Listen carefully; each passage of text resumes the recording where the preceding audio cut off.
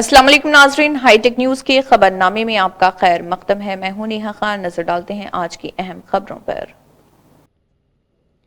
आम आदमी पार्टी मरकजी हुकूमत के जरिए पेश करदा ताज़ा तरीन मरकजी बजट को अवाम दुश्मन और मुखालिफ तेलंगाना बजट करार देते हुए इसकी सख्त मजम्मत करती है।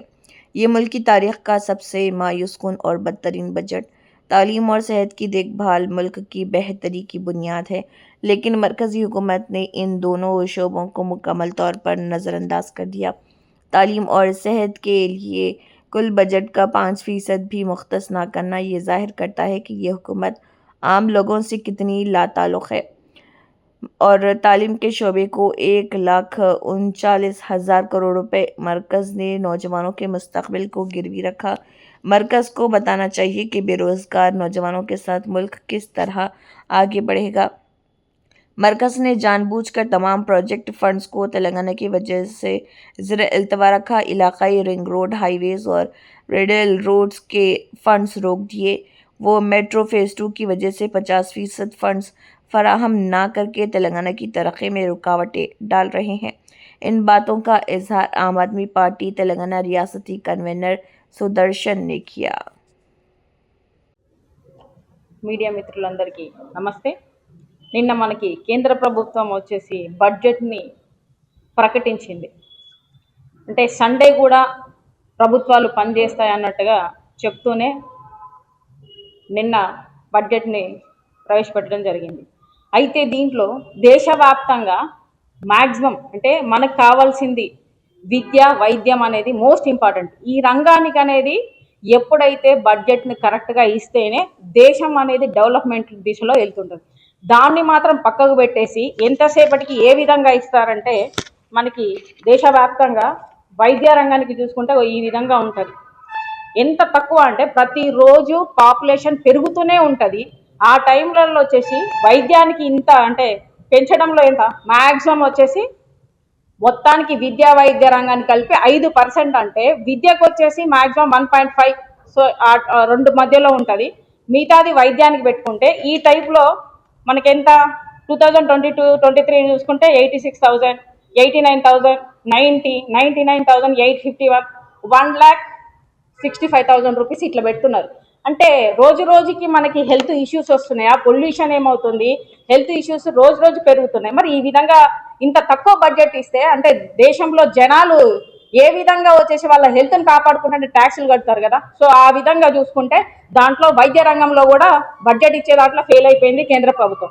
విద్యా రంగానికి కూడా చూసుకుంటే ఈ విధంగా మనకి అంకెలలో చూసుకుంటే కూడా పెంచింది ఎంతవరకు పెంచుతున్నారు, మ్యాక్సిమం 1000ల్లో పెంచుతున్నారు. 2,000, 3,000, 4,000 ఈ విధంగా విద్యా రంగాన్ని కూడా ఈ విధంగా పెంచుతుంటే దేశంలో ప్రజలు చదువుకోవాలి, యువత చదువుకుంటేనే వచ్చేసి వాళ్ళకి జాబ్స్ వస్తాయి, మళ్ళీ వాళ్ళు ట్యాక్సులు కడతారు. వీళ్ళకే మీరు వచ్చేసి బడ్జెట్లో వచ్చేసి వాళ్ళకి ప్రత్యేకంగా బడ్జెట్ సహకరించకపోతే మీరు ఏ విధంగా వచ్చేసి గవర్నమెంట్ని కానీ మన దేశాన్ని కానీ డెవలప్మెంట్ దిశలో తీసుకెళ్తారు? సో ఈ విధంగా ఉంది ఈ కేంద్ర ప్రభుత్వం దాంట్లో. ఇప్పుడు మన తెలంగాణకి చూసుకుంటే కేంద్ర ప్రభుత్వం సమర్పించింది ఏమున్నది అంటే పెద్ద గుండు సున్నా మాత్రమే, ఏమీ లేదు అక్కడ. తెలంగాణ బడ్జెట్ తెలంగాణ రాష్ట్రంలో అత్యధికంగా ట్యాక్స్ అనేది పే చేస్తుంటది కేంద్రానికి, కానీ ఇచ్చేటప్పుడు మాత్రం మనకి పెద్ద గుండు సున్నా మాత్రమే ఇస్తున్నారు తప్ప కేంద్ర ప్రభుత్వం తెలంగాణకు బడ్జెట్ విషయంలో వచ్చేసి మనల్ని మొత్తానికే పక్కదోవ పట్టించేసి మనల్ని జీరో అన్న టైపులో చూపెడుతున్నారు. ఈ విధంగా ఉంది కేంద్ర ప్రభుత్వాన్ని. ఈరోజు మళ్ళీ నెక్స్ట్ ఏం చేస్తా, కాజీపేట కోచ్ ఫ్యాక్టరీ బయ్యారం దాంట్లో చూస్తే ఆ ఫ్యాక్టరీకి సంబంధించింది కూడా ఏమీ మాట్లాడలేదు. అంటే ఫ్యాక్టరీ ఆ కోచ్ ఫ్యాక్టరీ అనేది అన్ని రకాలుగా పరిశ్రమలకు సంబంధించింది, దాని గురించి ఏం మాట్లాడలేదు బడ్జెట్లో. వైద్య రంగానికి సంబంధించి మాట్లాడలేదు, విద్యా రంగానికి గురించి మాట్లాడలేదు. అలాగే ఇటు చూసుకుంటే వచ్చేసి మనకి రోజు రోజుకి నిత్యావసర వస్తువులు పెరుగుతున్నాయి. సామాన్య మానవుడికి, సామాన్య ప్రజలకి కేంద్ర ప్రభుత్వం ఇచ్చింది మాత్రం గుండు సున్నా హైక్ రేట్లు మాత్రమే. ఇప్పుడున్న పరిస్థితులలో రోజు రోజుకి నిత్యావసర వస్తువులు ధరలు పెరుగుతున్నాయి. కూరగాయల దగ్గర నుంచి మనం వాడే సోపు, పేస్ట్ అన్నింటి దగ్గర నుంచి పెంచుతున్నారు. చాక్లెట్ దగ్గర నుంచి పెద్ద ఎత్తులో పెరుగుతూనే ఉన్నాయి.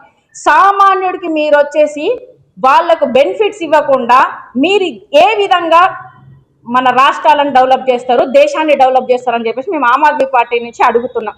అదే విధంగా చూసుకుంటే మనకి తెలంగాణలో ఐఏఎం తీసుకురావాలని చెప్పి తెలంగాణలో రావాల్సింది అక్కడెక్కడో బీహార్లో అని చెప్పి తీసుకున్నారు. 16 నవోదయ విద్యాలయాలు, 9 కేంద్రీయ విద్యాలయాలు ఇలాంటివి వచ్చేసి హైదరాబాద్లో తీసుకురావాల్సింది, తెలంగాణలో తీసుకురావాల్సింది. దీని మీద ఊసెత్తట్ల. అలాగే రోడ్లు కానీ ప్రాజెక్టులన్నీ తెలంగాణలో నిలిచిపోయిన ప్రాజెక్టుల గురించి దాని గురించి ఊసే ఎత్తారు. ఏమైనా అంటే దాంట్లో మహిళలకు సంబంధించింది ఏమన్నా చేశారా ప్రాజెక్టులో వచ్చి బడ్జెట్లో? అది చేయలేదు. అలాగే వ్యవసాయానికి సంబంధించి రైతులకు ఏమైనా చేశారా? అది చేయలేదు. మరి సామాన్య మానవుడికి చేయట్లేదు, ఇటు రైతులకు చేయట్లేదు, ఇటు మహిళలకు చేయట్లేదు. మరి ఈ బడ్జెట్ దేనికోసము? ఇప్పుడు ఉన్న సిచ్యువేషన్లో నిన్న ఏం చెప్పారు? కొన్ని ఎలక్షన్స్ ఉన్నాయి కాబట్టి ఆ ఎలక్షన్స్ మీద ప్రేమ గుట్టేసి మనోళ్ళు ఏం చేశారంటే రైలు ఏంటిది వందే భారత్ రైలు వచ్చేసి మేము దాంట్లో 7 కోచెస్ ట్రాక్స్ ఇవ్వడానికి అలా చేసేసి వందే భారత్ ట్రైన్లో వచ్చేసి Hyderabad to Bengaluru, Hyderabad to Pune, Hyderabad to Tamil Nadu అని చెప్పేసి ఇలా తీసుకొస్తున్నారు. ఈ దీంట్లో వచ్చేసి అది ఎక్స్ప్రెస్ సంబంధించి అంటే వందే మాత్రం ట్రైన్ అంటే మిడిల్ క్లాస్ వాళ్ళు, హై క్లాస్ వాళ్ళు దాంట్లో ప్రయాణం చేస్తారు. దీనికి సామాన్య మానవుడికి ఏమన్నా వచ్చేసి దాంట్లో ఉన్నదా అవకాశం? మీరు సామాన్య ప్రజలకి సంబంధించిన బడ్జెట్లో వాళ్లకు మీరు బెనిఫిట్స్ ఇచ్చినప్పుడే మీరు దేశంలో అనేది మనకి డెవలప్మెంట్ అనేది అని వస్తుంది. మీరు ఈ విధంగా బడ్జెట్ ప్రవేశపెట్టేటప్పుడు సామాన్య మానవుడు దృష్టిలో పెట్టుకోకుండా ఓన్లీ కార్పొరేట్లకు లెవెల్కి సంబంధించిన వాళ్ళకే మీరు వచ్చేసి న్యాయం చేయడానికి వాళ్ళకు మాత్రమే చూస్తే సామాన్య ప్రజలు దేశంలో ఉండొద్దా? సామాన్య ప్రజలకు ఎవరు వచ్చేసి మీరు ఈ విధంగా చూసుకుంటే మీరు ఇప్పటిదాకా పెట్రోలు, నిత్యావసర వస్తువులు ఏది కానీ ఇప్పటి వరకు సామాన్య మానవుడికి మీరు పెట్టింది పెద్ద గుండు సున్నా మాత్రమే, ఇంకేది లేదు. మన రాష్ట్రంలో 8 మంది మంత్రులు ఉన్నారు. మరి పోయి పార్లమెంట్లో కొట్టడానికి ఎందుకున్నారు? మీరు ఏం బీకనికున్నారని చెప్పేసి మేము ఆమ్ ఆద్మీ పార్టీ నుంచి అడుగుతున్నాం. ఏం చేస్తున్నారు? మీ మంత్రులను మేము ఎంచుకున్నాము, తెలంగాణలో ఎంచుకున్నారు. మీరు దాని గురించి ఎందుకు మాట్లాడలేదు ఇప్పటిదాకా? మీరు వేస్ట్, అసలు రాజీనామా చేయండి. ఇప్పుడు మున్సిపల్ ఎలక్షన్లు జరుగుతున్నాయి. మున్సిపల్ ఎలక్షన్లో నిజంగా మీ మంత్రులందరూ పోయి ప్రచారాలు తిరిగితే ప్రజలు అలాగే ఆమ్ ఆద్మీ పార్టీ మీరు ఎక్కడ ప్రచారాలలో ఉంటే అక్కడ పోయి మేము వచ్చేసి నిలదీస్తాము.